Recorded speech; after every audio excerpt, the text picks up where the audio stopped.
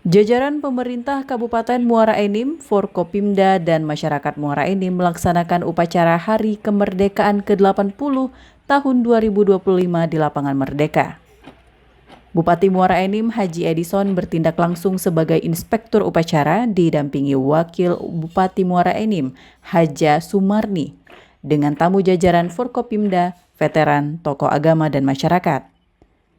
Upacara dan pengibaran bendera oleh Paskibraka berjalan hikmat dengan semangat kemerdekaan yang tinggi. Bupati Muara Enim Haji Edison mengajak masyarakat dan generasi muda agar peringatan Hari Kemerdekaan tidak hanya menjadi acara seremonial saja, tapi menjadikan semangat untuk membangun daerah dan bangsa. Terutama di era maju saat ini, generasi muda dituntut agar bisa lebih inovatif dalam membuat karya positif dalam membangun kemerdekaan.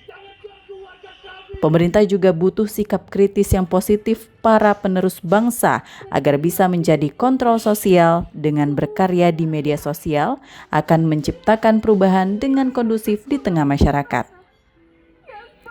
Membangun bangsa dan daerah bisa dilakukan dengan mudah, apalagi banyak fasilitas mendukung di era modernisasi saat ini.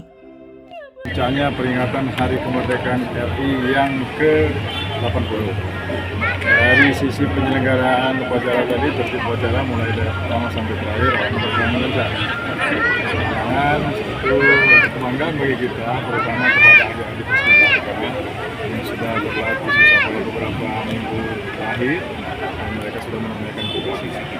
Selanjutnya dalam kesempatan ini, selaku pemerintah daerah Kabupaten Muara Enim, momen peringatan HUT kemerdekaan ini bukan hanya seremonial upacara, tapi kita berharap bahwa kita akan mengingat jasa-jasa para pahlawan kita, kemudian kita mempertebal jiwa patriotisme kita, nasionalisme kita, dan bagi kita tentu sebagai penerus bangsa, generasi penerus, harus berbuat untuk mengisi pembangunan ini dengan karya-karya, tujuannya pada akhirnya tercapai kesejahteraan rakyat sebagaimana yang dicantumkan dalam baik Pancasila maupun Undang-Undang Dasar.